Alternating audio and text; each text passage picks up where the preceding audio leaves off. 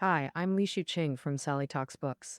Recently, my social media feed was flooded with posts about the 89-year-old Warren Buffett and 95-year-old Charlie Munger. These two titans of the investment world personally hosted this year's Berkshire Hathaway shareholders meeting. They also answered many interesting questions, such as about aging, how it helps with investing, the relationship between delayed gratification and success, and so on. Should ordinary people have the opportunity to make money, think, and understand human nature like Buffett? We at Sally Talks Books have previously covered books by these two, specifically Buffett's Letters to Shareholders and Poor Charlie's Almanac.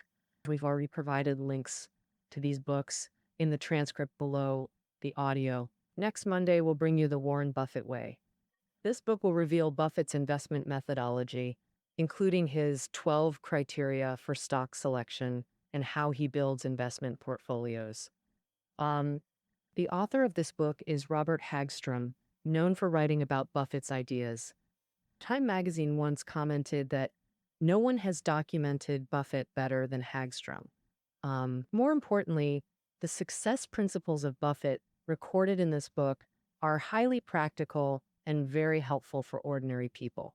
How do you pick valuable companies from many to invest in?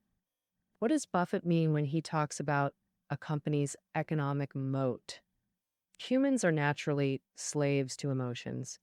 How can one maintain investment rationality like Buffett over the long term? On Monday, we'll find the answers from The Warren Buffett Way. On Tuesday, we'll discuss the book Execution. At this meeting, Charlie Munger quoted a saying by former Singapore Prime Minister Lee Kuan Yew, "See what works and then do it." However, as the saying goes, easier said than done. It's not easy to act correctly and effectively to achieve goals. This book, Execution, analyzes what good execution requires from a business management perspective. Its two authors are very impressive. One is Larry Bossidy, former CEO of Allied Signal, and the other is Ram Charan, a globally renowned management consultant, hailed as the modern-day Peter Drucker. We've covered it before. The book CEO is also his work. How to develop the right talent, how to formulate the right strategy, and how to effectively evaluate plans. I believe many execution ideas from this book can inspire each of us. Next up on Wednesday, we'll cover the book, The Psychology of Finance. At this meeting, Buffett answered a question on how different understandings of human nature can help you make better investments. In fact, understanding human nature not only helps better grasp decisions and perceptions of market participants, but also directly affects financial market prices. The author of The Psychology of Finance, Lars Twede, is a successful investment banker, fund manager, and derivatives investor. He's also a master at harvesting leaks, a term for inexperienced investors. We previously covered the business cycle for you. This book is also by Twede. He believes the deep reason people repeatedly fall into crises is human nature and psychology. In financial markets, mindset determines everything.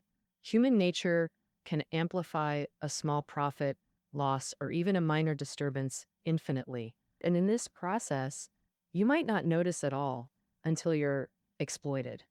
In financial markets, what kind of information is most valuable? How do you find such information? What about investors' mindset? How do you fuel stock market rises and falls? And how do we cut through the fog to see the market clearly? Let's hear what Twede has to say. On Thursday, we'll understand human nature and capital through history.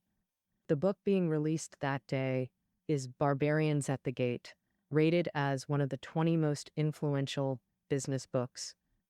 In the 1980s, Wall Street saw a surge in private equity funds acquiring companies. These private equity funds were like barbarians at the gate of the corporate world, using aggressive tactics to breach defenses, acquire companies, squeeze every bit of value, and then chase the next target.